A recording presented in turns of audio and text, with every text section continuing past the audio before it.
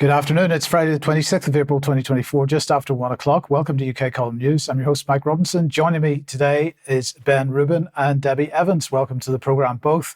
We'll get kicked off with some more serious stuff in a second, but we'll just start with the Commonwealth being 75 years old today. So this is the anniversary of the London meeting, the London Declaration, which began it all. And they were very keen to tweet out this morning that this was their birthday. If you aren't aware of why that is significant with respect to globalism and global governance and so on, have a look at this article in the UK Column website, Multiple Paths Lead to One World Government, and that will put it in a bit of context for you. But I'll just read a couple of lines from this. Martin Edwards saying that we live in a world of agenda politics is absolutely clear. Governments come and go, but the agenda never changes. Policies left incomplete by one government are taken up with gusto by the next. Civil servants get involved in writing party manifestos. One of the most obvious of the agendas that our politicians are pushing is that of world government. The British Parliament is now subservient to so many foreign bodies and institutions it's hard to keep count. This is not a new agenda. It's been pushed since before the 20th century by, amongst others, the Rat Pack of the Huxleys, H.G. Wells, Bertrand Russell and the like, and it finds its expression in a host of organisations, think tanks, NGOs and committees. The most obvious example of those organisations is, of course, Julian Huxley's United Nations, and then he goes on to talk about the Commonwealth and its role in this whole thing. But if we put that back on screen, I'll just highlight H.G. Wells in particular, because we've said before, most people think of him as a science fiction writer, but he has written many other books on less science fiction-y type of topics, including this one, The Open Conspiracy, What Are We to Do with Our Lives? It's had a couple of covers over the years, but we shouldn't forget that H.G. Wells was one of the founders of the Fabian Society, who want to mould the world. And just to highlight a couple of the points from this book, the policy agendas that he was pushing in this book was the idea that we end the nation state forever, that we control human population, that we eliminate the notion that man is created in the image of God, and that Russia is a crucial target for assimilation into this whole agenda. Debi, the Commonwealth has a role to play in this creation of global governance alongside the United Nations and so on, but its particular focus is net zero, of course. Oh, yes. Good afternoon, everyone, and thank you. So much to say about the Commonwealth. So I'll try to make this really brief because I think it's really important we highlight this, that if you're watching in a Commonwealth country, and if you know someone that's in a Commonwealth country, please tell them to keep an eye on No Smoke, the Green King, because this is really significant. The Commonwealth is huge. It's huge. It's home to a third of the world's population. It's 2.5 billion in 56 countries. 60% of the Commonwealth population are under 29. So that's really important. They're very, very young. And of course, we've got King Charles, AstraZeneca, Terra Carta wants to restore a third of the world to biodiversity. A third of the world is the Commonwealth. CANZUC, superpowers, super Commonwealth. Perhaps we'll come on to talk a bit more in extra, but a lot to say. Watch the Commonwealth. Yeah, absolutely. Couldn't agree more. Thank you for that, Debi. Now, Ben, you've mentioned Anthropy before, but let's bring it up to date. Absolutely, yes. So Anthropy have sprung back into action. But what is Anthropy? Let's hear first of all from Anthropy founder John O'Brien. Anthropy is based on two principles. The first being that the future of our country is a shared responsibility. The second is dynamic stewardship, the fact that we are custodians of our great institutions, our natural landscape, our heritage, our laws, and much more. But if they're going to be fit for the rest of this century and beyond, then it's our job as custodians to shape them for the future. Anthropy affords the ability for you as leaders to join us in helping create that national agenda, either through our national gathering or through our alliances around the country. Do consider helping shape the future of Britain through Anthropy. So it's a big national conversation It takes place every year at the Eden Project. We had that up at the start. You can see some images here of people attending the event back in November. Lots of talk and discussions focused on all the hot topics of the day. And it actually describes itself as being inspired by the fusion of ideas for a UK Davos, referring to the World Economic Forum event in January, a Glastonbury for Good, and a national TED Talk. To get an idea of the types of ideas that are being promoted here. It's also about breaking down barriers to collaboration across the public, private sectors and what they call civil society. They use this term, leaving your silo at the door a lot. This is all about breaking down the barriers between organisations and technical disciplines. Very common purpose, this kind of language. And ostensibly, it's all focused on inspiring a better Britain. That's what they get together to talk about. It's all about individual and collective action. They've got a nice little process where you shape your agenda, activate your sphere of influence, accelerate action through collaboration, and then amplify success to inspire others. This is their kind of infinity loop of pushing their ideas out into the system. Very similar to B Corp and a bunch of these other organisations. And actually, they had B Corp along to speak back in November. Now, they're not doing their event this year. It's going to be held next March because it clashed with COP. So the big climate conference, a lot of the same attendees, you get the idea. But this week, they launched their big insights report for 2024, which is about getting the mood of the nation. It came out on Tuesday. It was on Monday, and it was presented by John O'Brien, who we just saw speaking, who's the founder of Anthropy, and Kelly Beaver, who's the chief executive of Ipsos, the global market research firm. And Ipsos have run a big national survey, quite a significant piece of work, actually, that they've been running over the past 6 months. There's a bit of a demographic breakdown here, but most importantly is to understand that they interviewed the anthropists, so 765 people who attended the event in November, but then also the public at large as well. So 2,237 people from the British public were asked the same question, which is essentially, what do you see as the single most important issue facing the UK today? Now, for the anthropists, it was all about climate change, pollution and the environment, as well as poverty and inequality and the lack of faith in politics and government. Entertainingly, they are completely misaligned with the UK public. The UK public doesn't care about any of that stuff. What the UK public is interested in is inflation and prices, a lot of that inflation driven by World Economic Forum policies that form the backbone of what Anthropy get together to promote and talk about. They're also interested in the NHS, hospitals and healthcare, actually having a functioning health system, that'd be quite good, and the economy. And also fourth on the list for the UK public, which didn't figure at all for the anthropists, is immigration.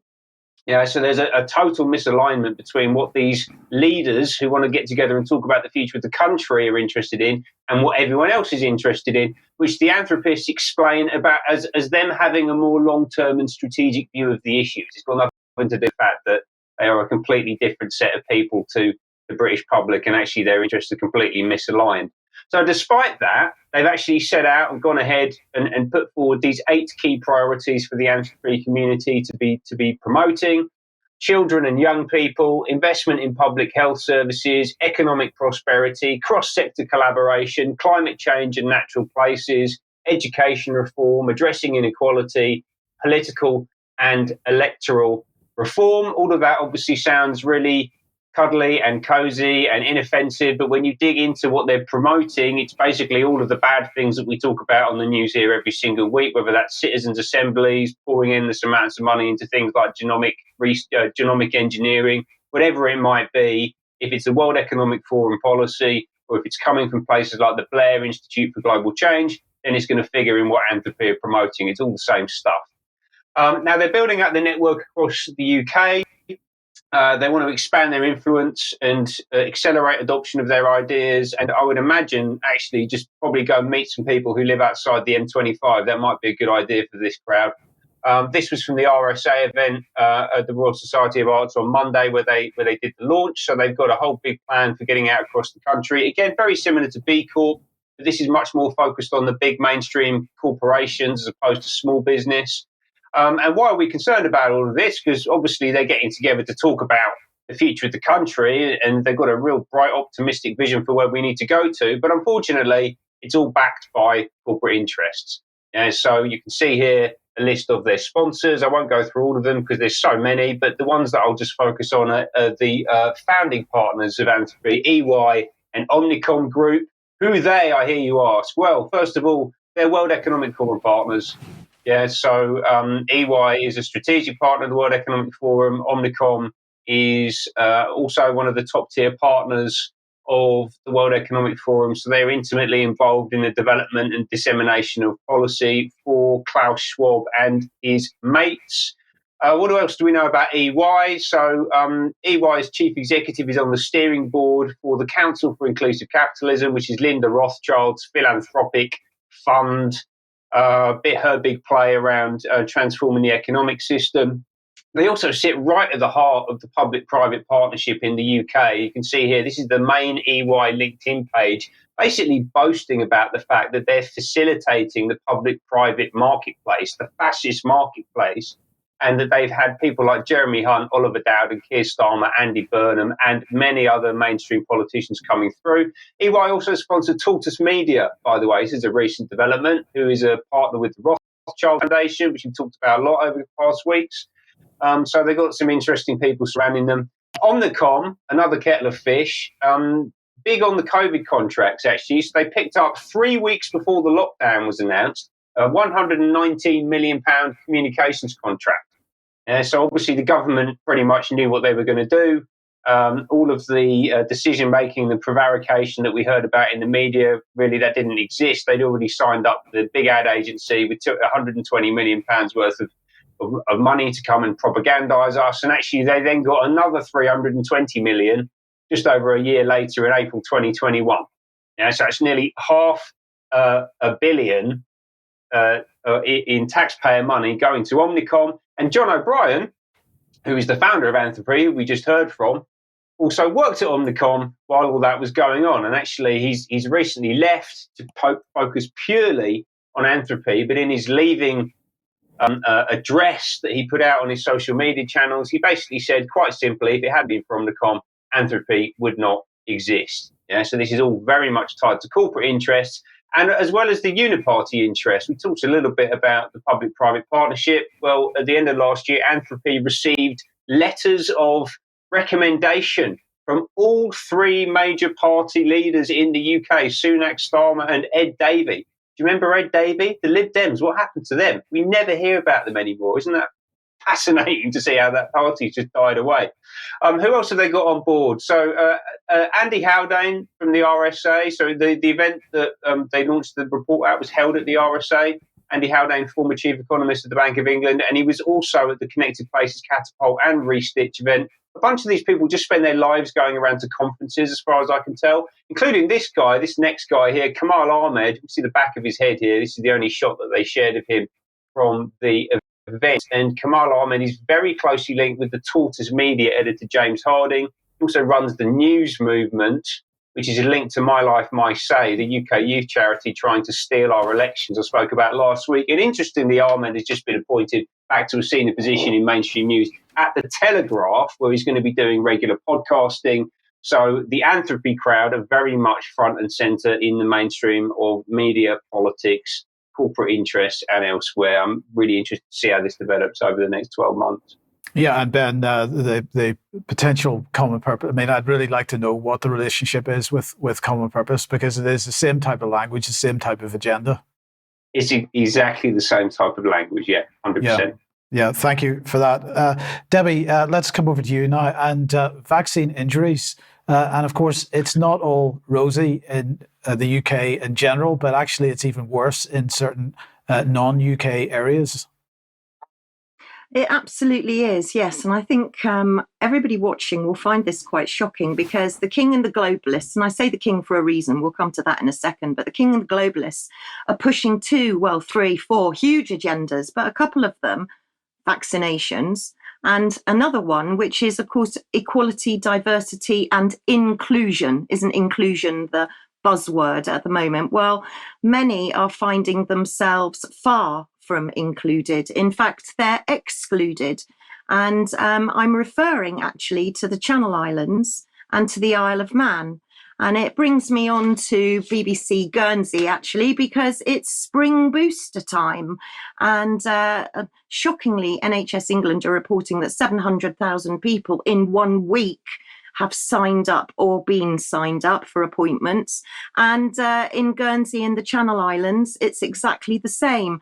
However, the Channel Islands and the Isle of Man are different to the UK.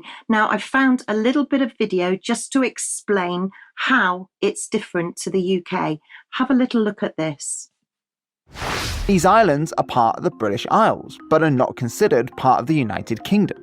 They are all part of the Common Travel Area, which allows them to freely travel to the UK. So who do they belong to then? Is it Ireland or maybe even France? They are instead formally referred to as Crown dependencies, which makes them a possession of the Crown. The King, as the ruling monarch, has the power to influence legislation, but the power is often not exercised without permission from the dependencies. They have their own parliament, government, and laws, making them self-governing. They also have their own British passports with their island names on them. They even have their own separate sports teams competing in the Commonwealth Games. So you can see they're very different. And if you want to go and find out more, you can go to the government uk.gov and look at the Crown dependencies, Jersey, Guernsey and the Isle of Man fact sheet. And if you go on further into the fact sheet, you can see the constitutional relationship. So this is the Crown dependencies of Bailiwick, Jersey, Bailiwick, Guernsey and the Isle of Man. And you can see that they're part of the UK, but they're self-governing dependencies of the Crown. They've got their own directive, can never say that word, I do apologise, legislative. And the constitution, their constitutional relationship is actually maintained through the Crown. So the King heads the states for each island. And if you go to the Royal Family website, you can see a bit more about Crown dependencies. And you can see that the Crown dependencies are not part of the United Kingdom, but are self-governing possessions of the British Crown. So let's go to the Jersey government website, just as an example, because we're going to be talking about the compensation scheme that we know is available. I'm not saying it's accessible, but it's available in the UK. So people with vaccine injuries can claim on the vaccine damage payment scheme for up to £120,000, which is absolutely nothing. But in the Crown dependencies, they are not entitled to vaccine injury payment scheme. They're completely excluded from it. So the FOI that they sent in a freedom of information, and they were basically asking why is it that Jersey has not set up a vaccination damage program for people damaged by the COVID jab? Why not their own compensation scheme when Jersey was aware that the UK scheme would not cover people's vaccinations in Jersey? And the answer, quite shockingly, was basically saying that in the event that the COVID-19 vaccine results in Jersey residents suffering any kind of injury result of unforeseen side effects of the vaccine, it's possible that the government of Jersey, as well as the manufacturers and suppliers of vaccine, could be liable. However, in the absence of a scheme, there is nothing going on. So the National Vaccine Damage Payment Scheme is not available to any of these people that are literally being just stranded, just left completely abandoned with nowhere to go. So I just want to highlight an article that came up in the Jersey Evening Post, and threats to sue from groups seeking vaccine damages. If we go on further into that article, you can see that they're just desperate and they're urging the government to make good, otherwise they will sue.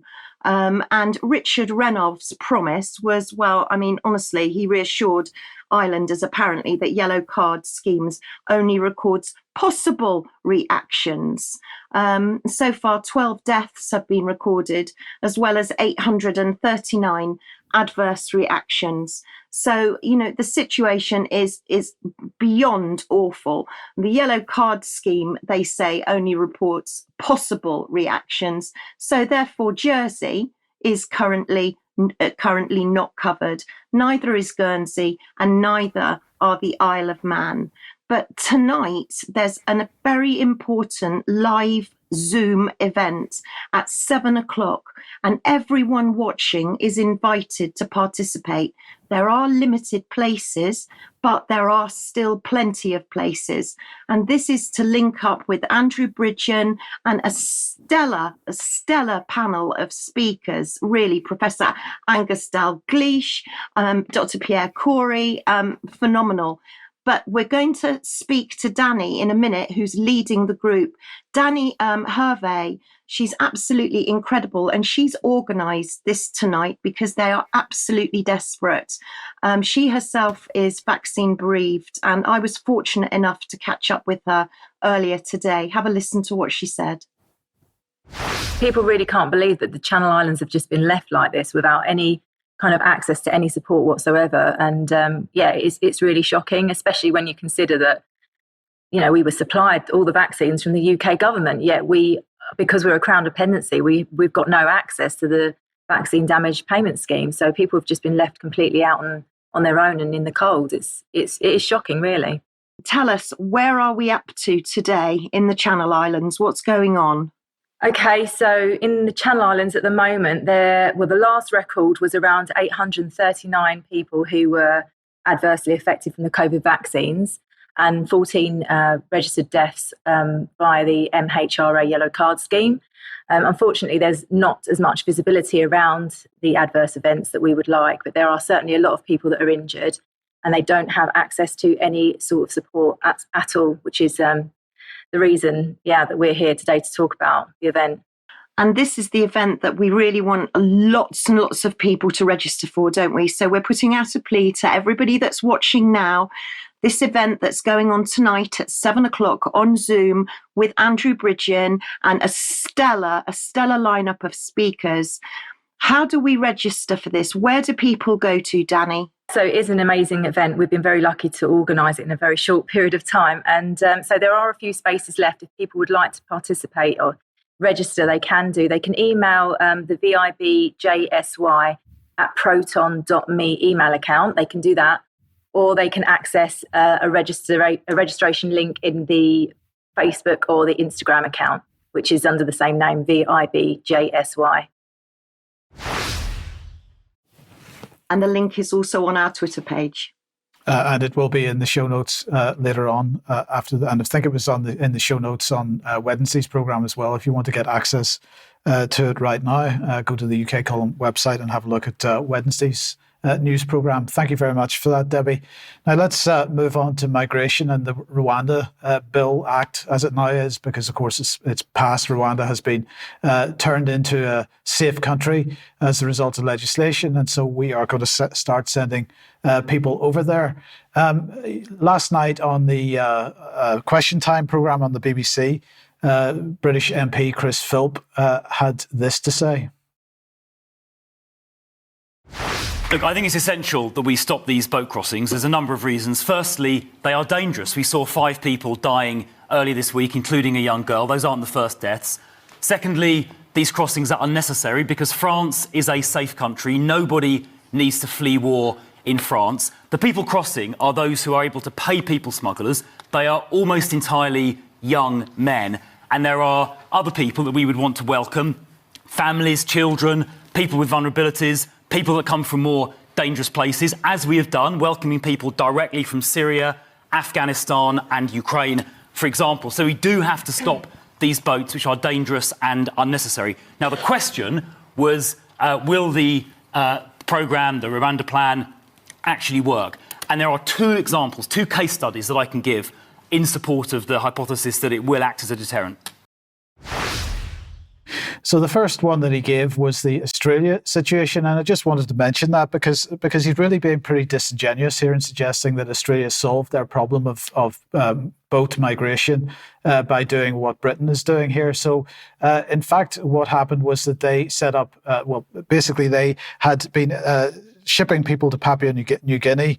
Both of their main parties over there were following the same policy, and it didn't work for them. They ended up filling their migration centres in Papua New Guinea very, very quickly. They ended up having to bring migrants back to Australia.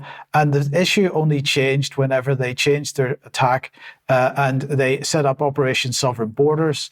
And a key constituent of that is that they started turning the boats back, so the boats were not able to arrive on shore. And that has done much more to solve the problem for Australia. They basically have abandoned their shipping people out to other places at the moment as far as the various coverage of the Australia situation goes. But let's just consider the numbers that we're talking about here. So if we have a look at irregular migrants, this is the latest statistics from gov.uk, 52,530 irregular, as they describe it, migrants, June 2022 to June 2023. 85% of those came over in small boats, so that's 44,650. Now, Chris Philp there said that these are mostly young men. I just make the point that one of the 5 people that died the day before yesterday was a young girl, I think 7 years old. So it's not entirely the case that it's mostly young men, but I think young men are perhaps coming in other ways. But anyway, the point here is 44,650 people coming in this way. So we put that back on screen again and just consider that number for a second, because how many places does do the migration centres in Rwanda have? Well, the current number is still 1,000 over 5 years. We haven't seen any update to that. They've been talking about doing some extra building, but it's not going to be a significant change from this. So this is going to have zero impact, in fact, on the migration situation. And we should just mention that I can't remember when this, November last year, the BBC reporting that the Home Office were saying 17,000 of those migrants had already gone missing. And we have been reporting here at the UK column the number of child migrants that have been going missing over the years from the UK's care system. And then just to finish off here, the other point I would make is that the 2 guys that have been arrested for the 5 deaths that happened on Monday, or whichever day it was this week, were both from Sudan. And there is a massive war going on, a civil war going on in Sudan at the moment. It's very much being underreported in the Western media. It's pretty much going on without any comment. It's having a massive effect on displacement of people. And a lot of those people are coming to Europe and ultimately coming to try to come to the UK. But here's the point. Sudan is once again one of the countries where large amounts of conflict, stability and security fund money go from the Foreign Commonwealth and Development Office. And this is just an example from a few years ago, support for local peace building and addressing gender-based violence. This was money going into Sudan. What actually happens to it when it goes over there? There is quite a bit of evidence to suggest that, in fact, the comma, if we just put that on screen again for a second, if you look at the title, Conflict, Stability and Security Fund, there's a comma between conflict and stability.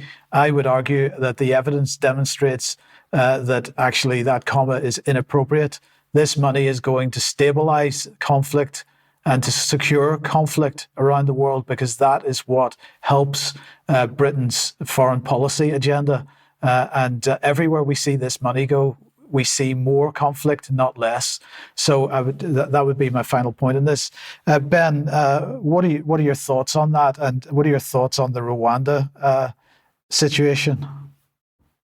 So my thoughts on the Rwanda situation is that it's basically a trolling exercise on the part of the government. It's designed to enrage the left, or people who are kind of pro-immigration, pro-refugee, and it's designed to kind of placate people who are concerned about illegal immigration, but without actually fixing the issue. And as you pointed out, there's absolutely no way that the recommendation, this course of action, is going to solve the problem, such as it is. And also, illegal immigration is as serious a problem as I believe it is for the country. Is actually, again, itself a bit of a sidebar, given we've had 1.5 million legal immigrants come into the country over the past 12 months. Right, so this whole thing is a mess, and yet it's almost certainly by design, as you pointed out. Yes, and as we pointed out on Wednesday's programme with the food security segment, and as Harry Metcalf was talking about in his YouTube video, the rise in population happening as quickly as it is happening and no signs of it stopping are going to have major implications for food security in the UK in the not too distant future. So anyway, if you like what the UK column does and you would like to support us, we do need your support. Please head to support.ukcolumn.org. There are options to help us out there. All the options are there. Your support very much needed, as I say, and thank you very much to everybody that does help out. Whether you're supporting us financially or not, please do share material you find on the platform, especially ukcolumn.org and ukcolumnextracts.co.uk. You could pick something up at the UK Column shop, and there are plenty of items there for you to have a look at. Debi, very briefly, your blog is not up just yet. It will be up immediately after the news programme, but what are you covering this week? Well, it's an inverted world, and when does sustainability become unsustainable? And shockingly, 700,000 people, as we said earlier, have booked for a COVID booster. The autism stem cell cure, maybe I should have put a question mark behind that. And cancer checks, we'll come on to that in a minute. Okay, thank you. And a reminder of the Sounds Beautiful Festival taking place in Wimborne and Dorset, 27th to the 30th of June. The promo code for 10% off tickets, UK Column, that is valid until midnight tonight. So you've got just a few more hours if you'd like to go to that, and we would very much encourage you to go to. We will be there, and hopefully we'll be saying hello to as many people as possible. Also, we will be at the Stand in the Light Music Festival, May 24th to 27th, and there's a promo code for that as well, which is UKC10. So get along to that one if you can as well.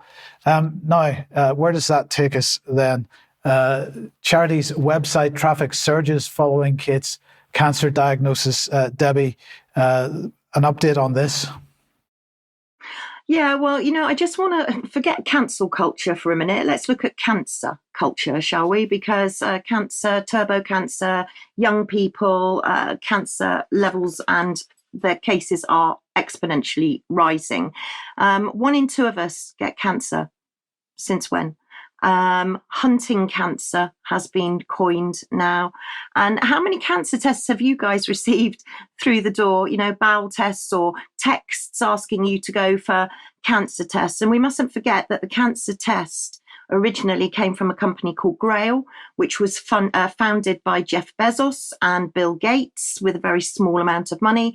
And then it was rolled out in the UK. And that's where now the UK appears to be the cancer capital of the world. And just recently, we are super keen to get out cancer tests. We don't have any staff to look after those that are sick, but we have plenty of staff to test healthy people for cancer. So the NHS website has just actually recorded that urgent cancer checks have topped 3 million. And we've got lung trucks in supermarkets. We've got cancer awareness messaging on urinal mats. And of course, we've got now royal messengers, and the traffic has gone up. It's surged on cancer websites because of the Princess of Wales. We have 3 members of the royal family who are trusted messengers, what I would call trusted messengers. We have the Princess of Wales, we have the King, and we have the Duchess of York. And it's interesting that only today they've revealed that the melanoma mRNA injection is now being rolled out for cancer. So this is very much a cancer agenda. This last week, the NHS board meeting was released on YouTube, and I want to direct everybody to that YouTube. I mean, it's really important that we watch these board meetings. Much was spoken about cancer, genomics, and ADHD, which we'll come on to another time. But basically, they were figuring very highly. This announcement by the Princess of Wales, cancer figures very highly on the NHS boardroom agenda. Here's a little snippet of the NHS board meeting, which has just been released. And I think it's probably a reminder that receiving a cancer diagnosis at any time can be hugely daunting. But by bravely speaking out in the way that the Princess of Wales has done about her diagnosis. We know that will, in fact, it already has encouraged others to do the same. And by the simple act of raising awareness, that will save lives. So we've seen cancer information pages on the NHS website have had a huge spike in visits since the Princess's video message. I can tell you, just checking the stats, there were 2,840 visits to the page on cancer in the 24 hours after the announcement. That is a rise of 373% just over that 24-hour period. So we know, we talk about it a lot at this board, that the earlier that you can detect cancer, the better, because the earlier that can be diagnosed means you have a higher chance of successful treatment. And so whilst we are diagnosing early stage cancer at record, we're diagnosing more cancers, to get it really precise, at an earlier stage than ever, and survival rates are at an all-time high. We do want to continue to encourage people to come forward when they are concerned about symptoms, not wait. So anyone with unusual or worrying symptoms should visit their GP, and it's just, again, a reminder of how important it is to take up screening appointments when offered. So the trusted royal messengers appear to be doing their job and driving many, many people to an already overwhelmed NHS. But just staying on health and giving everybody a quick update, because I want to say that since we interviewed Dr. Charles Hoff the other day, his interview can be found on the website, The Ethical Doctor, David versus Goliath, Dr. Charles Hoff. So many people have asked me what's the update with his court appearance and his court date. He has sacrificed pretty much everything. He's even lost his whole town in a fire. And he has a legal defence fund page here. That money goes straight to his solicitors. It doesn't go to him. But if you would like to contribute, he would be super grateful. And he has sent us an update as to what is happening. He sent me an email. So we've now got a little snippet of it, I think. Dear Debbie, the college has adjourned the April 19th hearing to decide on judicial notice. My lawyer has made a very compelling response to their application, and I can see that they are now delaying things to decide what to do next. They clearly are desperate to prevent the truth from coming out. There is no new date set for a hearing. We shall wait and see. If they have any sense, they will drop all the charges, but I don't think they have enough humility to do that. And then he went on to end by saying, fortunately, truth always wins in the end, and the longer they delay things, the more evidence appears in my favour. I will draw my lawyer's attention to the writ of mandamus. Thank you to Jean, who sent him that. Thank you for mentioning it. Thank you again for your wonderful support. Keep up the good work, Charles Hoff, MD. So thank you very much to Charles for giving us that update. And also thank you to Wynne, who has written an amazing email to Dame June Rain. I won't read it out. I'll just let you have a look at the slides and have an idea of what is being written to the MHRA with regards to the data on vaccinated women, because we really need this data. June Rain is like another rat leaving the sinking ship. Please follow this wonderful example and get your letters, get your emails in. We need that data. Brilliant, Debbie. Thank you very much for that. Now, this week is not the only anniversary of the founding of the Commonwealth. It was Earth Day, Ben, so we should be very excited about that, shouldn't we? Oh, absolutely, yes. It was Earth Day on Monday, on the 22nd, and it's been Earth Day on the 22nd of April since 1970, when US Senator Gaylord Nelson instigated an Earth Day, and that led to the setting up of the US Environmental Protection Agency that same year. They've been doing wonderful work, I'm sure. And what better excuse to push out an extraordinary amount of climate propaganda than Earth Day? I'm going to show two examples just to give you a flavour of what we're seeing out here and how it's being used to influence behaviour across the system. The first one comes here from the UN and our very own Nesta.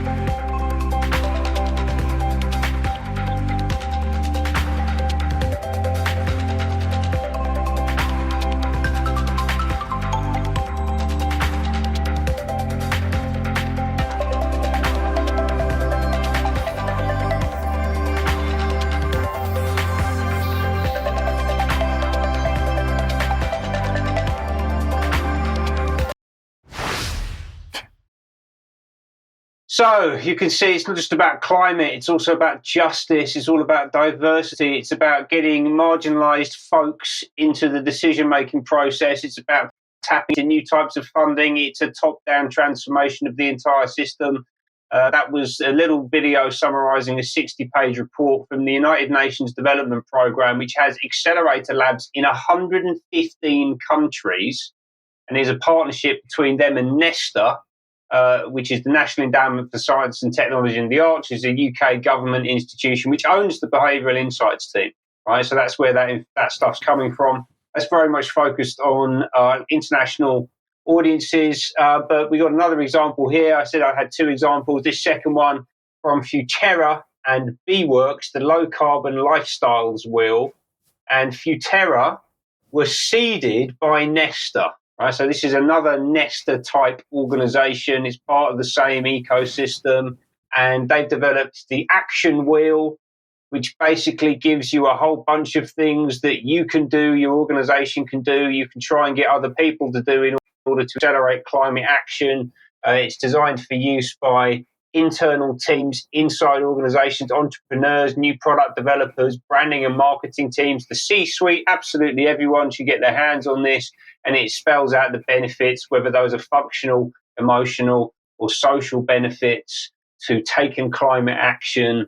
All of this came out on Monday, and this is just a tiny, tiny slither of the type of propagandizing and actionable toolkits and plans that are out there for people to begin acting on what we're being told is a climate emergency.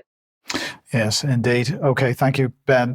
We're going to move on to AI and a report out at PsychNet. The title of this is Facial Recognition Technology and Human Raters Can Predict Political Orientation from the Images of Expressionless Faces, even when controlling for demographics and self-preservation. Presentation. So let's have a look at what they're saying here. Carefully standardized facial images of 591 participants were taken in the laboratory while controlling for self-presentation, facial expression, head orientation, and image properties. They were presented to human raters and a facial recognition algorithm. Both humans and the algorithm could predict participant scores on a political orientation scale decorrelated with age, gender, and ethnicity. Moreover, the associations between facial appearance and the political orientation seem to generalize beyond our sample. The predictive model derived from standardized images could predict political orientation from naturalistic images of 3,401 politicians from the United States, the United Kingdom, and Canada. They go on to say that we demonstrate that political orientation can be predicted from neural facial images by both humans and algorithms, even when factors like age, gender, and ethnicity are accounted for. This indicates a connection between political leanings and inherent facial characteristics, which are largely beyond an individual's control. Our findings underscore the urgency for scholars, the public, and policymakers to recognize and address the potential risks of facial recognition technology to personal privacy. Perhaps most crucially, our findings suggest that widespread biometric surveillance technologies are more threatening than previously thought. Now, that is a peer-reviewed paper. I recommend that everybody reads it in full and considers the implications of it. But in the meantime, we see the increasing rollout of AI across government. And here we go. Here's the next one, a handshake here, because the UK government has now decided to create an incubator for artificial intelligence. That's been going for a little while, but they've entered in an agreement with NHS England. They're calling this the Collaborative Charter on AI, and this will empower the NHS workforce to use AI to improve patient care and staff experience, as well as operational efficiency. The collaboration charter is a fantastic thing. Here's what Oliver Dowden had to say about it. I hope you appreciate that was slightly sarcastic. Anyway, AI is potentially, he said, and I don't say this lightly, a silver bullet. It dangles before us the prospect of increased productivity, vast efficiency savings, and improved services. I should say that he made this statement in a speech that he was giving at Imperial College in London. He went on to say, in healthcare, AI diagnostic tools could transform primary care with appointments transcribed in real time by ambient AI, then instantly producing prescriptions and referrals. Which appointments is he talking about? Because as we all know, nobody can get appointments at the moment. But anyway, he went on to say it will also improve scans read by AI with further accuracy, with far greater accuracy, and medicines tailored to individuals based on their genetics, again using AI. But it's not just healthcare, because in this same speech, he also talked about education. And by coincidence, last week, Hyperion Dev, as this is their tweet, represented by our CEO and founder Riaz Mullah, participated in a landmark EdTech roundtable hosted in London by Deputy Prime Minister Oliver Dowden and Education Secretary Gillian Keegan of the UK government. And the roundtable had everybody on it. So they had representatives from Duolingo, from Hyperion Dev, as we've just seen, from GoodNotes, from TeachMate AI, from Portsmouth Education Partnership, LEO Academy Trust, Step Lab, and a whole bunch of others, all wanting to get involved and embrace AI as being the great saviour of humanity. But Ben, I don't know if you've got any thoughts on this, but my observation would be that if we look at how humanity has been dumbed down by something as simple as GPS and not needing to read a map anymore, what happens when we start introducing AI on a broad scale to our children? The whole issue of trust then, and where we get our information from, becomes clear for the children, but they perhaps don't get an education. Well, I think the point is that we actually have no idea what's going to happen when we start introducing education to them. I'm personally of the view that kids under the age of 18 shouldn't have access to certainly mobile phones, potentially computers, and definitely not artificial intelligence. I mean, it just seems crazy that this is even being discussed. Indeed. But let's come on to the issue of media and so on. And NPR. Absolutely, yeah. So NPR is the American version of the BBC, basically. It's a publicly funded radio station, and its chief executive, Catherine Meyer, who was also formerly at Wikipedia as chief executive, has been doing the rounds recently on Telegram, certainly, because of a few public statements that she's made. And I'm going to play one now, and then I'm interested to see what people's thoughts on it are. I started by talking about the idea of free and open as some of our founding principles, sort of free and open source, coming from the idea of the open source community. Well, I have come to the opinion and the perspective that free and open was a way of looking at the world that was inherently limited relative to what we were trying to achieve. Free and open has the best of intentionality, but in the end, what free and open often ended up doing, and particularly in the case of Wikipedia, was really recapitulating many of the same power structures and dynamics that exist offline prior to the advent of the internet. And so what we ended up seeing was Wikipedia really rebuilt this idea of knowledge as a whole around what the Western canon. You see the exclusion of communities, of languages, because of the ways in which Wikipedia is based on reliable sources. The idea of a written tradition is something that is particular to the idea of a written tradition, which is particular to some cultures and not to others.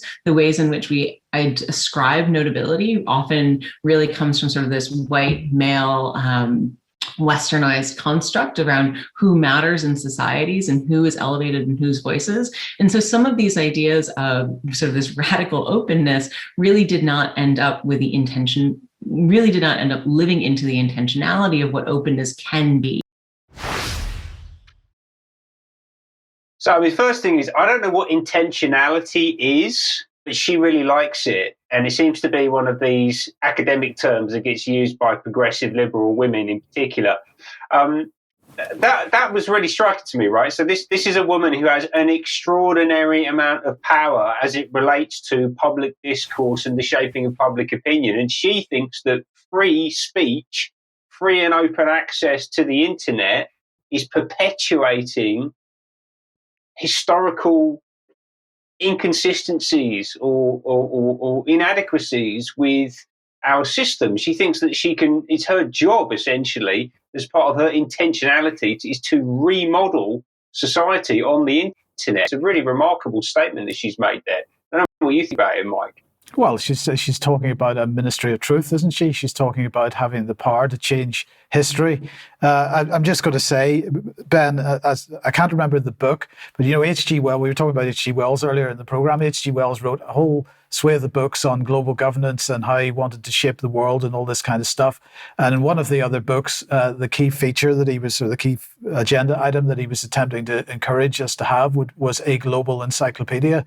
And here we have one. And as you rightly say, it has such a huge influence on how people view the world and how the people view history, because they want to present themselves as the sort of bastion of trust and the bastion of authority. And we know that there are many, many inaccuracies on Wikipedia.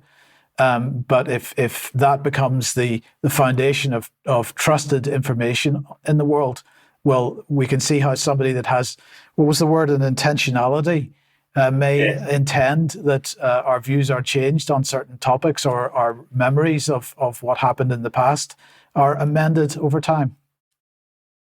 Yeah, and it's this idea that reality is just a projection of prejudices or something, and that if we change the narrative, then that will change the underlying structure. Like it's a really odd worldview, but it's coming right from the top, everywhere, frankly, right? And just to note, here's Catherine Meyer sitting with Jimmy Wales there with the check shirt on. He's the founder of Wikipedia, and Jimmy Wales is actually a trustee of Nesta.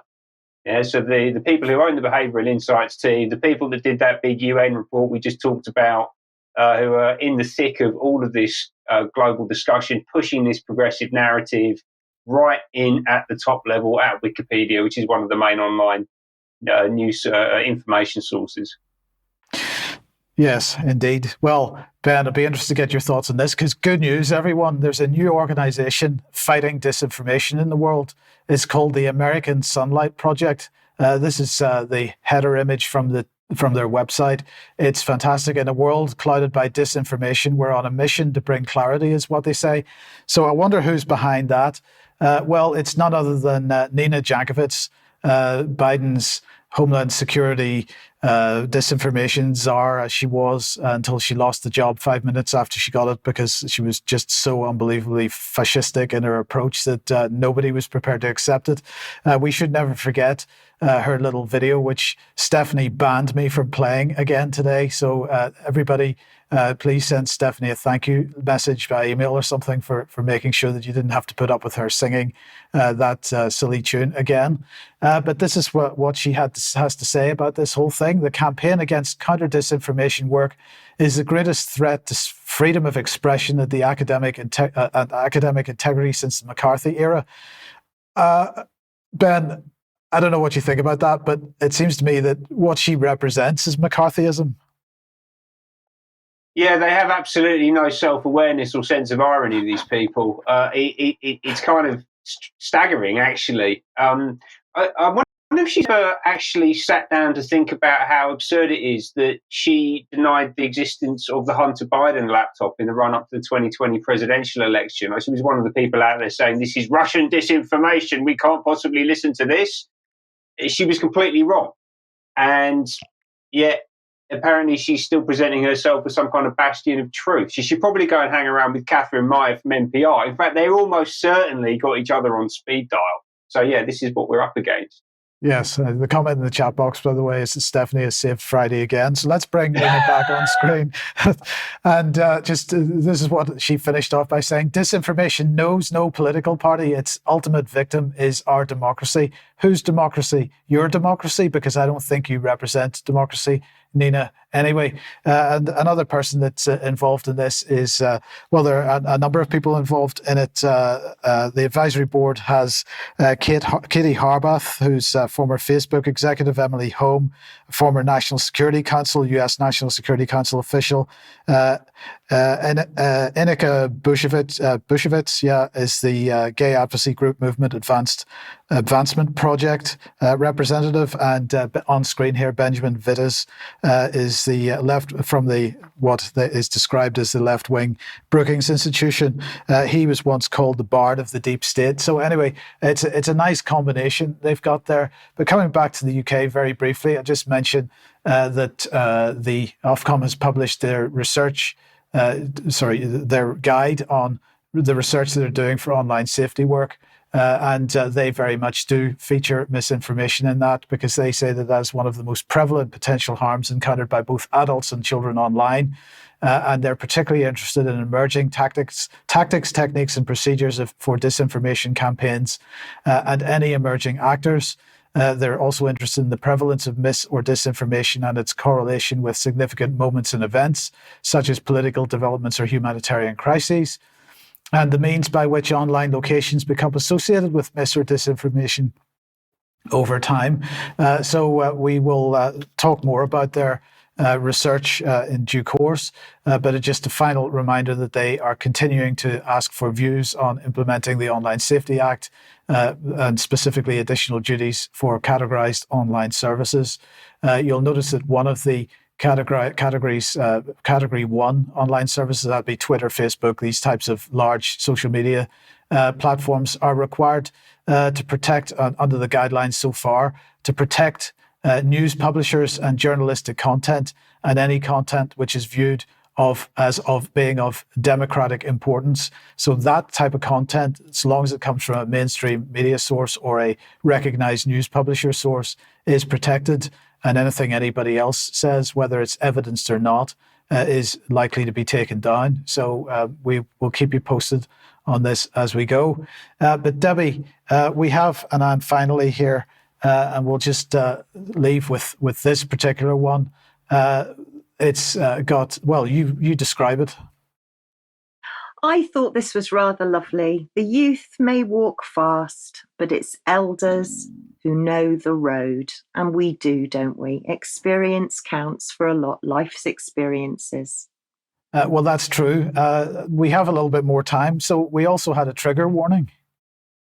Oh, yeah, trigger warning, everybody, right now. So we've previously revealed the saviour of the world, the statue of Prince Charles, which caused a huge amount of stir on the UK column and with our audiences, and went global and all over the place, those pictures.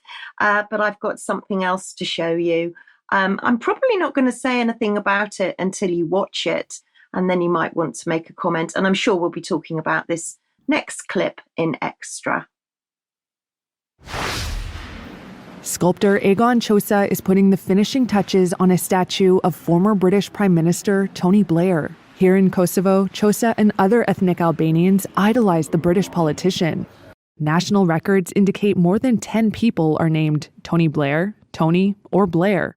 The spellings altered to fit local pronunciations. Tony Blair Gashi was born 2 years after the war, his name chosen by his father. He wanted to pay a tribute of our people, of our gratitude of Kosovan people toward Tony Blair. And he always wanted to have a boy so he can name him after Tony Blair, and pretty much that's what happened in 2001 when they had me. Now 22, Gashi met the real Blair when he visited Pristina in 2010. Blair was greeted by several boys, all named after the politician. The moment stuck with the young Gashi. It was like meeting pretty much a prophet for our people.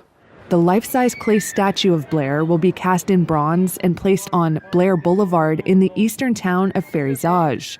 The ceremony will take place on June 12th, which marks the end of the 1998-99 Kosovo War. It was commissioned by the We Remember Tony Blair Foundation. The former British Prime Minister has been invited to the statue's inauguration, but there's no word yet on whether he will attend. Well, Debi, I don't really know what to say about that. That's precisely why I put the trigger warning out. But, you know, for people that want to go and have a look, it will be placed eventually on Blair Boulevard. Excellent. I can't think of anything better to do with your time. But okay, thank you for that, Debi. Thank you for ending on that note.